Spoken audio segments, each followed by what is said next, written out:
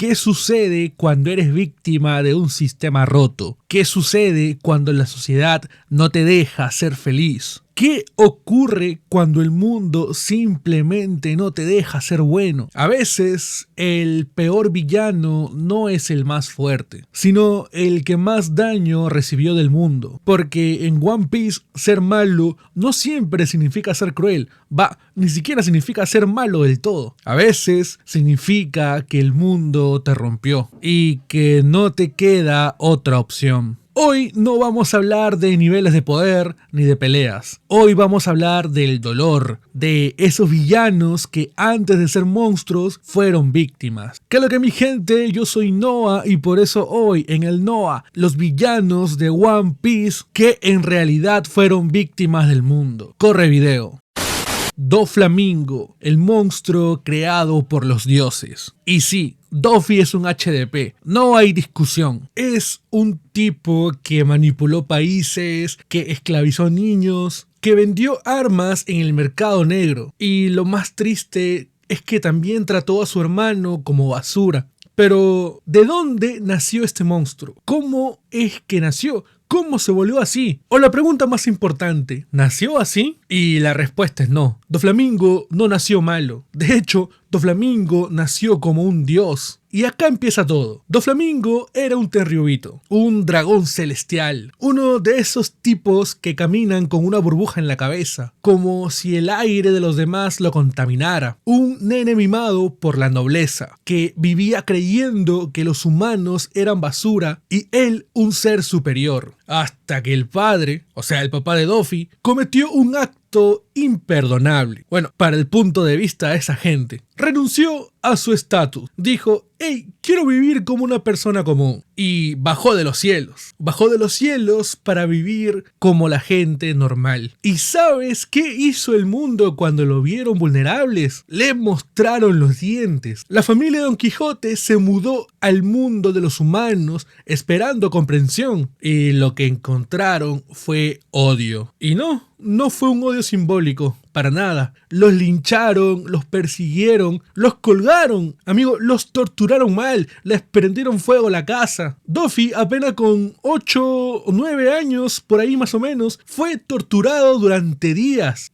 Pero acá te preguntarás, ¿qué hizo el gobierno mundial? Pues no hizo nada, porque ya no eran uno de ellos. Y ahí es donde se rompe algo. Ahí Doflamingo aprende su primera lección real. El mundo es cruel y nadie va a salvarte si no tienes poder. Y desde ese día algo cambió en Lotso. No, mentira, algo cambió el chip dentro de él. Se tragó todo el trauma, todo el odio, todo lo que te puedes imaginar lo transformó en ambición. Juró volver a lo más alto y déjame decirte que lo hizo. No como un tenryubito legítimo, sino como un demonio con traje, como alguien que entendió cómo manipular el sistema desde adentro y formó su propia familia, pero lo hizo desde la oscuridad, vendiendo armas, corrompiendo reinos, usando a los demás como marioneta. Esto fue literal. ¿Y sabes qué es lo más fuerte? Que muchos lo seguían con devoción, porque él sí cuidaba a los suyos. Quiero decir, si eras útil para él te protegía, porque lo único que le importaba era el control. Y cuando ya tenía todo el poder del mundo, cuando gobernaba Dressrosa como un rey falso, me atrevo a decir que aún había ese vacío, ese rencor. Doflamingo no quería justicia, no quería paz, quería venganza. Venganza contra el mundo, contra los tenryubitos, contra el sistema, contra todo el hijuepucha mundo. Y acá nos podemos cuestionar lo siguiente. ¿Es un villano? Claro que sí. ¿Es un psicópata? Por supuesto. Es un hijo del dolor al 100%, amigo. Doflamingo es la prueba de que el sistema de One Piece está podrido desde arriba. Que incluso un niño privilegiado, cuando es rechazado por el mundo, puede convertirse en algo mucho peor que cualquier pirata. Porque, Doflamingo no lucha por sueños, lucha por resentimiento, por poder. El mundo está gobernado por los que están arriba. Y los que están abajo solo viven para ser pisoteados. Y sí, es una frase de villano, pero también es una verdad que Doflamingo vivió en carne propia. Arlong el odio que viene del fondo del mar. A ver, todos odiamos a Arlong cuando lo conocimos, ¿verdad? Sí. Un tipo que aterrorizaba pueblos, que cobraba impuestos a cambio de no matarte, que trataba a los humanos como basura y encima encierra a Nami en una jaula emocional durante años.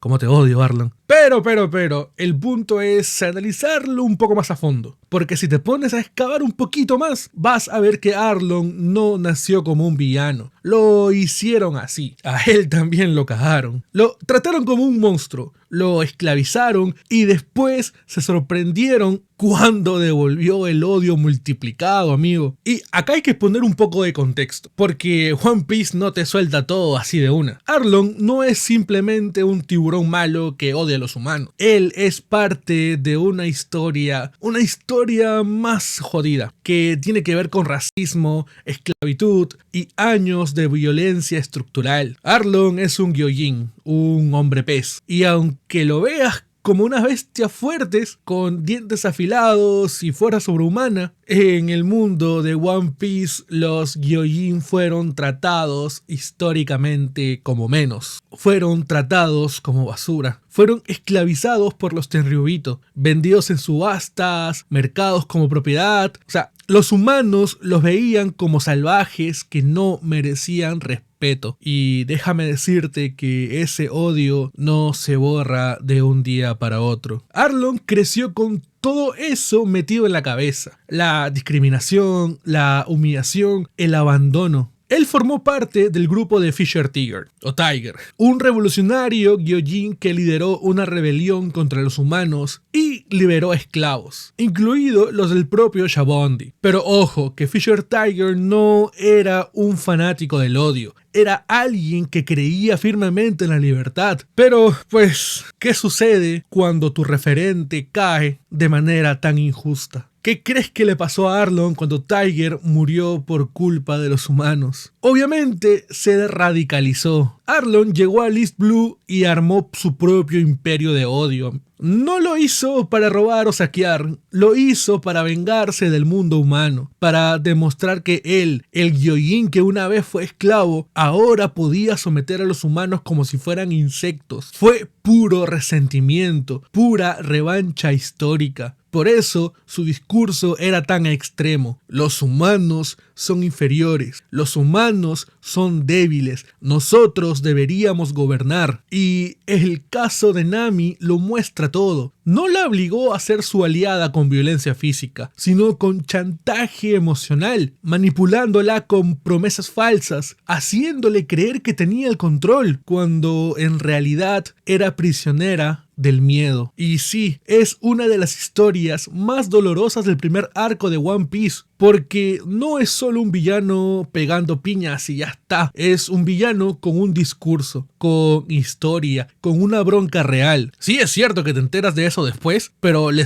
termina sumando narrativa. Y todo esto que te estoy diciendo lo hacía mucho más peligroso. El racismo genera más racismo. El odio no se corta con más odio, pero Arlong no quería cortar nada, quería devolverlo con intereses. Después, más adelante en la serie, conoces a Jinbe, otro Gyojin del mismo grupo, y te das cuenta que él sí eligió el camino del entendimiento. Pero cuando ves a Arlong, entiendes que no todos eligen el mismo camino. Algunos eligen explotar. Y otra vez la pregunta, ¿es Arlong un villano? Sin dudas. ¿Es un hijo del racismo y el sistema? Por supuesto. ¿Es lo que pasa cuando el dolor no encuentra justicia? Exactamente. Arlong no quería solamente oro. Tampoco me atreveré a decir que quería fama y ya está. Arlong quería venganza. Y eso lo convirtió en uno de los villanos más reales del primer tramo de One Piece. Porque no peleaba por un objetivo noble. O sea, peleaba por devolverle al mundo el mismo veneno que le hicieron tragar Big Mom. Un monstruo sin comprensión.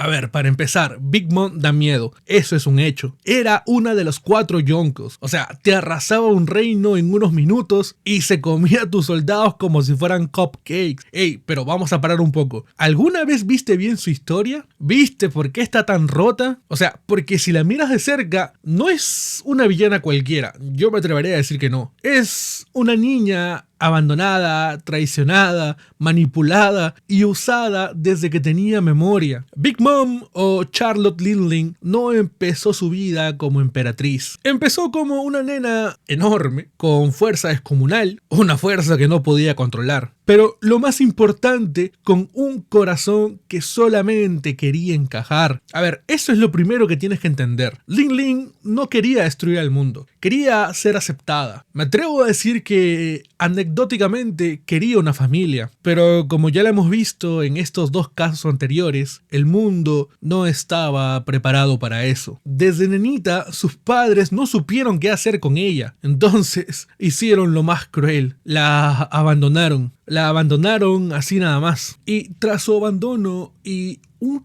capítulo lamentable con los gigantes, Lindling conoce a Madre Carmel, una falsa santa que se hacía la buena mientras vendía nenes al gobierno mundial. No, Dios mío, es que esto es... Y Lindling no entendía nada. Pensaba que por fin tenía una mamá, una familia, amigos, una comunidad. Y justo ahí, en ese momento de felicidad, pasó lo más turbio de toda su historia. Damas y caballeros, es momento de hablar del incidente del cumpleaños de Lindling. A Big Mom la agarró un ataque de hambre descontrolado. Y cuando volvió en sí, todo el orfanato, incluso la madre Carmel, había desaparecido. Sus amigos, su madre adoptiva, todos habían desaparecido. No se sabe con certeza si se los comió o si escaparon, pero nosotros asumimos que se los comió. Ahora, imagínate eso. Tenía, ¿cuántos? 5, 8 años. Te agarra un blackout de ansiedad y cuando despiertas, piensas que te abandonaron. No, amigo. Y lo peor es que desde ahí empieza a ser manipulada. A partir de ese momento, Lindling deja de ser Lindling y podemos decir que se empieza a construir Big Mom. El trauma se convirtió en caparazón. Se mete en un mundo de mafias, forma su tripulación y empieza a reclutar, you know what I mean, hijos. O sea, literalmente, tiene decenas. O sea, crea su propia isla, donde se supone que todos viven juntos, felices, con armonía. Pero todo es una fantasía enferma, una utopía a la fuerza. Literalmente, su poder es eso, manipular la vida con las emociones, con el miedo. Big Mom